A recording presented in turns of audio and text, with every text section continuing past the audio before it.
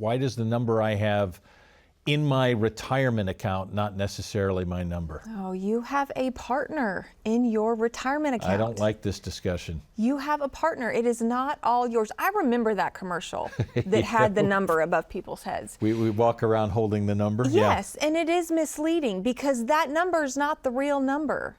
So much of that is tax dollars that you will have to pay when you take those distributions. So people think if I can just get to this dollar amount, I'll have enough to retire.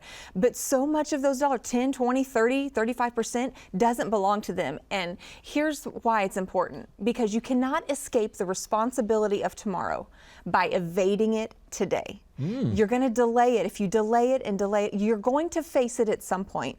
Why not face it when it's on your terms, when you have a window like we have right now to take advantage of the tax law that is in place to minimize your taxable liability? Ryan, why is this such a good window? Well, it's the third best tax environment in history. And if we think taxes are going to stay where they are, they're not, folks. The country is $35 trillion in debt. We're adding $1 trillion in debt every 100 days. So taxes have to go up. And what people don't realize when it comes to retirement, taxes have a domino effect. And here's what I mean. For the more taxes you pay on your income, the higher distribution you need out of your portfolio to maintain your lifestyle.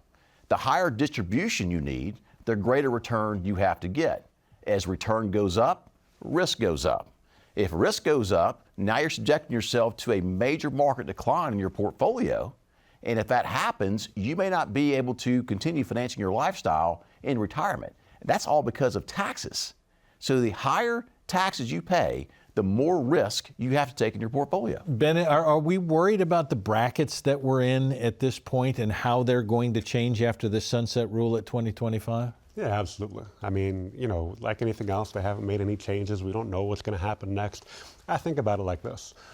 Have you ever been to a friend's house and you realize they have the exact same thing that you do? Doesn't matter what it is, car, TV, anything. Okay. And the next question is, oh man, that's awesome. How much did you pay for that?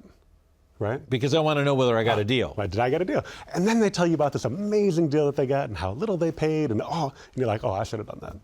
Well, that's where we are right now. That's where we are with taxes. You have the opportunity to get a deal if you do something.